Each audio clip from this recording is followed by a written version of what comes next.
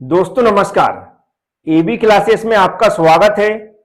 आज का सब्जेक्ट है इंडस्ट्रियल इंजीनियरिंग एंड मैनेजमेंट और आज हम लोग इस सब्जेक्ट के जिस टॉपिक को समझेंगे उसका नाम है selection of site of industry. Industries की साइट का सिलेक्शन कैसे किया जाता है आज हम लोग समझेंगे। एक सिंपल टॉपिक है, यदि आप ध्यान से सुनते हैं तो समझ में आ जाएगा। चलते हैं, स्टार्ट करते हैं। इंडस्ट्रीज के बारे में सभी लोग जानते हैं। इंडस्ट्री या फिर हम प्लांट बोल दें तो भी चलेगा। इंडस्ट्रीज के बारे में सभी लोग जानते हैं। क्या जानते हैं कि एक ऐसा स्थान होता है जहां पर वस्तुओं का निर्माण होता है। इंडस्ट्री एक ऐसा स्थान होता है जहां पर वस्तुओं का निर्माण होता है। वस्तुएं किसी भी टाइप की हो सकती हैं, एक सुई से लेकर हवाई जहाज तक सभी का निर्माण किसी एक स्थान पर होता है। उसे हम क्या बोलते हैं? इंडस्ट्री बोलते हैं। लेकिन ऐसा हम लोग नहीं लिखते हैं, इसकी एक पर्टिकुलर डेफिनेशन होती है, उसे हमें एग्जाम में लिखना पड़ता है। जब चेक करने वाले को लगेगा कि इसने सही से डिफाइन किया है तो मैं उस डेफिनेशन को एक्सप्लेन कर देता हूं, तो आपको और अच्छे से समझ में आ जाएगा कि इंडस्ट्रीज को कैसे डिफाइन किया जाता है। अब आप लोग और ध्यान से सुनेंगे। जब हम पर्टिकुलर किसी प्रोडक्ट को बनाने के लिए कोई इंडस्ट्रीज डालते हैं, कोई इंडस्ट्रीज बनाते हैं, तो उसे हम क्या बोलते हैं? प्लांट बोलते हैं। अब इसी प्लांट को हमें डिफाइन करना है कि प्लांट को कैसे डिफाइन किया जाता है। तो यहां पर वैसे मैंने डेफिनेशन लिख दी है, उसी को मैं एक्सप्लेन कर देता हूं। प्लांट क्या है? जो प्लांट यहां पर लिखा है, यह क्या है? एक ऐसा स्थान है, प्लांट एक ऐसा स्थान है जहां पर main material, money, equipment, machinery, इन सबके संयोग से प्रोडक्ट का निर्माण किया जाता है। समझ में आ गया होगा। प्लांट एक ऐसा स्थान है जहां पर main material, money, equipment, machinery, इन सबके सहयोग से प्रोडक्ट का निर्माण किया जाता है। उसे हम क्या बोलते हैं? प्लांट बोलते हैं। समझ में आ गया होगा प्लांट किसे कहते हैं। और नहीं समझ में आ रहा तो इस डेफिनेशन को एक दो बार पढ़ लेंगे तो और अच्छे समझ में आ जाएगा। अब मान लो हम लोगों को कहीं प्लांट लगाना है, इसे इंडस्ट्री भी बोल दें तो भी चलेगा, लेकिन पर्टिकुलर हमें जब किसी प्रोडक्ट को बनाना हो वहां पर जब हम इंडस्ट्री बनाते हैं तो प्लांट ही बोलते हैं हम उसको। तो क्या है, जब हमें कहीं प्लांट लगाना हो या इंडस्ट्री लगाना हो तो कुछ बातों का हमें ध्यान देना पड़ता है। उसी को हम क्या बोलते हैं? साइट सिलेक्शन बोलते हैं। क्या बोलते हैं? साइट सिलेक्शन बोलते हैं। तो कुछ इंपॉर्टेंट बातें जो मैंने यहां पर लिख रखी उन्हीं को मैं एक्सप्लेन करूंगा। जैसे पहला क्या लिखा है? सिलेक्शन ऑफ रीजन, क्षेत्र का चयन। दूसरा है सिलेक्शन ऑफ लोकलिटी, इलाके का चयन, जो लोकल इलाका है उसका चयन। क्षेत्र क्या होगा? पर्टिकुलर एरिया जहां पर इंडस्ट्रीज बनाएंगे। लोकलिटी क्या हो गई? उस जहां पर हम प्लांट लगा रहे हैं उसकी एरिया की बात कर रहे हैं कि वहां की जगह चारों तरफ का माहौल कैसा होगा। फिर कह रहा है सिलेक्शन ऑफ एक्चुअल साइट, वास्तविक स्थल का चयन। अभी वास्तविक स्थल क्या होता है ये भी मैं आगे समझाऊंगा, लेकिन वन बाय वन मैं तीनों को एक्सप्लेन कर देता हूं जिससे आपको और अच्छे समझ में आ जाएगा कि इनका मतलब क्या होता है। तो सबसे पहले बात करेंगे हम सिलेक्शन ऑफ रीजन, क्षेत्र का चयन। तो उसके लिए कुछ बातें हमें ध्यान रखने पड़ती हैं, वह मैंने यहां पर लिख दी है, इन्हीं को मैं एक्सप्लेन कर देता हूं। सबसे पहले क्या लिखा है? अवेलेबिलिटी ऑफ रॉ मटेरियल, मतलब जो प्रोडक्ट हम बना रहे हैं, प्रोडक्ट जिस मटेरियल का बनेगा वह मटेरियल उपलब्ध होगा या फिर नहीं होगा, ये हमें देखना पड़ता है। दूसरा यहां पर लिखा है अवेलेबिलिटी ऑफ ट्रांसपोर्ट फैसिलिटी, जो हमारी मटेरियल आएगा बाहर से या फिर जो हमारे प्रोडक्ट बनेंगे वह यहां बनने के बाद बाहर जाएंगे, इसके लिए ट्रांसपोर्ट फैसिलिटी है या फिर नहीं है।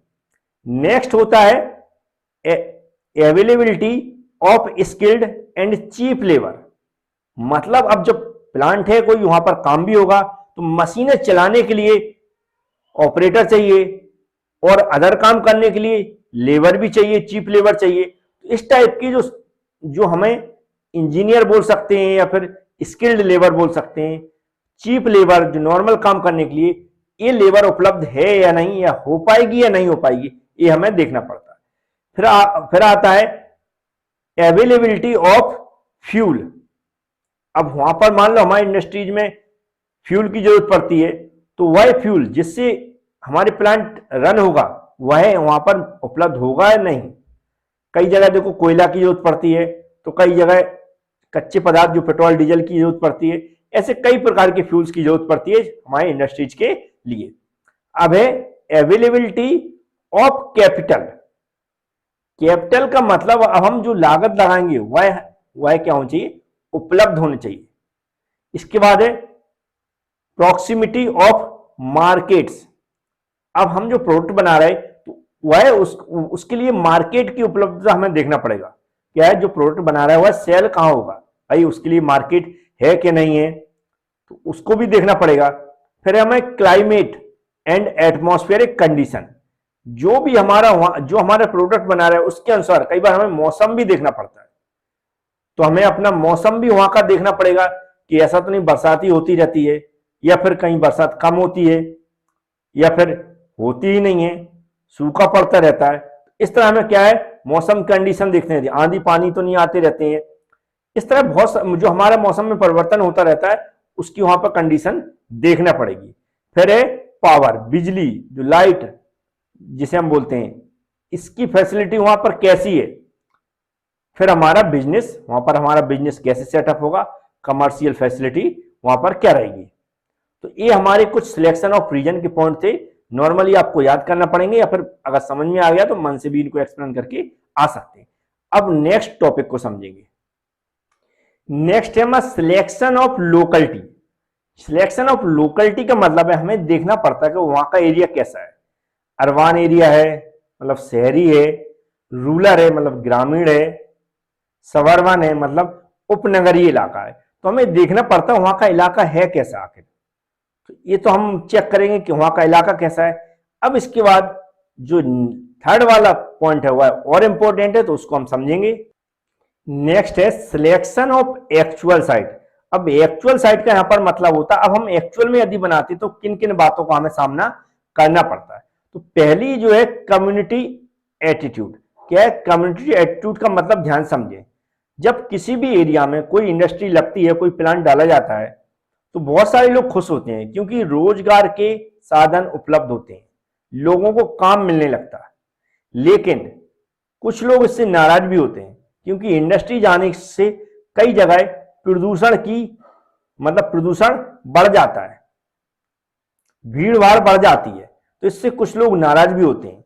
बहुत सारे लाभ भी होते हैं इसके, मतलब कानूनी पेच होते हैं, उनसे भी निपटना पड़ता है। तो पहला ये एक्चुअल हमें सामना करना पड़ता है। तो पहला क्या होगा, कम्युनिटी एटीट्यूड। दूसरा है कम्युनिटी फैसिलिटी। कम्युनिटी फैसिलिटी का मतलब है उस जगह या उस एरिया में अब बहुत सारे कर्मचारी रहेंगे, लेबर भी रहेगी, बड़े बड़े अधिकारी भी रहेंगे, तो वहां पर ये देखना पड़ता है कि स्कूल की सुविधा है, हॉस्पिटल की सुविधा है, पुलिस स्टेशन, ऐसी सारी जो सुविधाएं, बेसिक सुविधाएं वो उपलब्ध हो पाएंगी या फिर नहीं हो पाएंगी, ये दोनों ही वहां पर देखना पड़ता है। फिर है टोपोग्राफी, लिखा टोपोग्राफी।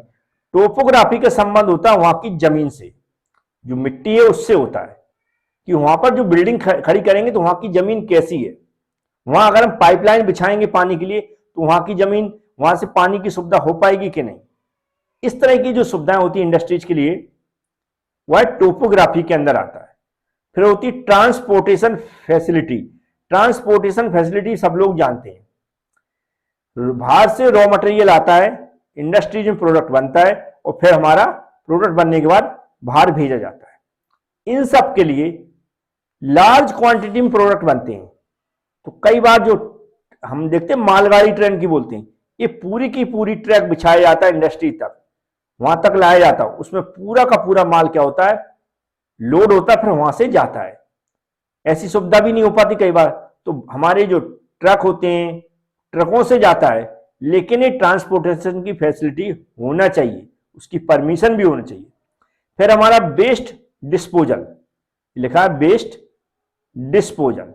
अब ये डिस्पोजल जानते हैं, अब इंडस्ट्रीज बनेगी तो इंडस्ट्री के अंदर जो काम होगा, मान लो कोई केमिकल वाली भी इंडस्ट्री हो सकती है, किसी भी प्रकार की हो सकती है, उसमें वेस्टेज निकलता है, तो इस वेस्टेज को कहां भेजा जाएगा, इसका मतलब इसको कहां भेजा जाएगा, कैसे इसको निकाला जाएगा, इसकी सुविधा सबसे पहले देखी जाती है। और गवर्नमेंट इसके लिए तभी परमिट करती है कि आपने ये जो वेस्ट डिस्पोजल है इसकी क्या मतलब व्यवस्था की है। तो वेस्ट डिस्पोजल भी क्या है, एक इंपॉर्टेंट पॉइंट आता है जब इंडस्ट्रीज लगाते हैं। तो वेस्ट डिस्पोजल इसलिए आपने देखा होगा कभी शहर के अंदर इंडस्ट्री नहीं बनती, शहर से बाहर बनती है, जहां पर कि प्रदूषण भी हो तो ऐसे एरिया में हो कि जहां पर आराम से वह हमारे जो रहवासी लोग होते हैं उन पे कोई ज्यादा इफेक्ट ना पड़े। ऐसे ही जो कचरा निकले, बहुत सारा ढेर का ढेर वेस्टेज, वो भी आराम से उसको कहीं व्यवस्थित किया जा सके। इसके अलावा साइज ऑफ लैंड दिख रहा है, size of land, size of land का यहां पर मतलब होता है कि जो जमीन आप देख रहे हैं वह इतनी पर्याप्त होना चाहिए कि जहां पर इंडस्ट्री तो लग जाएगी लेकिन उसके अलावा पार्किंग की सुविधा हो, वेयर हाउस हो, जो कर्मचारी काम कर रहे हैं उनके लिए क्वार्टर हो, इस तरह की इतनी पर्याप्त मतलब जमीन हो चाहिए कि ये सब वहां पर व्यवस्थाएं हो सके। फिर हमारा इकोलॉजी एंड पॉल्यूशन, इस पर भी हमें ध्यान देना है। अगर कोई इंडस्ट्री ऐसी है जहां से जो प्रदूषण ज्यादा होता है, जैसे हमारा कोयला वगैरह जहां पर ज्यादा जलता है, ऐसे कि इसके लिए हमारी इकोलॉजी और पॉल्यूशन की भी हमें क्या व्यवस्था करना चाहिए, इससे पॉल्यूशन कम से कम हो। सपोर्टिंग इंडस्ट्रीज, क्या लिखा, सपोर्टिंग इंडस्ट्रीज। सपोर्टिंग इंडस्ट्रीज का मतलब होता है कि अगर कोई बड़ा प्लांट डला है उसमें बहुत सारे, जैसे मान लो असेंबली होती है, मान लो हमारी मारुति उद्योग है, पूरी गाड़ी बनना है तो उसके छोटे छोटे पार्ट कहां पर बनेंगे, ये हमारी सपोर्टिंग इंडस्ट्रीज में बनते हैं। तो जो छोटे छोटे पार्टों के लिए उस एरिया में इतनी पर्याप्त जगह है क्या कि उनको भी सेटअप किया जा सकता है। इसके अलावा जो हमारा नियरनेस टू मार्केट, मार्केट भी देखा जाता है कि हमारा मार्केट कितनी दूरी पर है, नॉर्मल मार्केट की बात कर रहे हैं और जो प्रोडक्ट बन रहा है उससे रिलेटेड की बात भी की जा रही है। फिर हमें यह देखना पड़ता है जो सप्लाई कर रॉ मटेरियल की सप्लाई हो रही है वह कहां से हो रही है, और वहां से जो रॉ मटेरियल हम लोग ले रहे हैं वो कंटिन्यू उसकी आपूर्ति हो पाएगी या नहीं हो पाएगी, मतलब वहां से सप्लाई हो पाएगी या नहीं हो पाएगी। ऐसा तो नहीं है हमने इंडस्ट्री चालू कर दी है, कुछ महीने या कुछ सालों तक उसने रॉ मटेरियल सप्लाई किया, उसके बाद बंद हो गया तो हमारा प्लांट क्या हो जाएगा, बंद हो जाएगा। इसके फिर ये अवेलेबिलिटी ऑफ लेबर की बात की जा रही, क्योंकि जो प्लांट डाल रहा है वो तो काम करेगा नहीं, लेबर की जरूरत पड़ेगी, तो लोकल लेबर की भी जरूरत पड़ती है, जो सस्ती मिल जाती है, बड़ी आसानी से मिल जाती है। इंजीनियर्स के अलावा, मशीन ऑपरेटर के अलावा लोकल लेबर की जरूरत पड़ती है, जो कि आसानी से हमें मिलना चाहिए, जिससे हमारा काम सुचारू रूप से चलता रहे। इसके अलावा जो वहां का क्लाइमेट है, वह कंडीशन, वह हमारी जो भी प्रोडक्ट का निर्माण हो रहा है, हमारा जो काम हो रहा है उसकी कंडीशन के अकॉर्डिंग है या नहीं। फिर हमारी जो भी फ्यूल और पावर की उपलब्धता होनी चाहिए, फिर हमारी नॉर्मल हॉस्पिटल्स होने चाहिए, बैंक होने चाहिए, पोस्ट है, टेलीग्राफ है, ये सारी सुविधाएं होनी चाहिए। ऐसी जगह इंडस्ट्रीज का निर्माण होता है। तो उम्मीद है ये जो आज का लेक्चर था, जो भी टॉपिक था, वह यदि आपने ध्यान से सुन लिया होगा तो अपने मन से भी एक्सप्लेन करके आ जाएंगे। Thank you friends.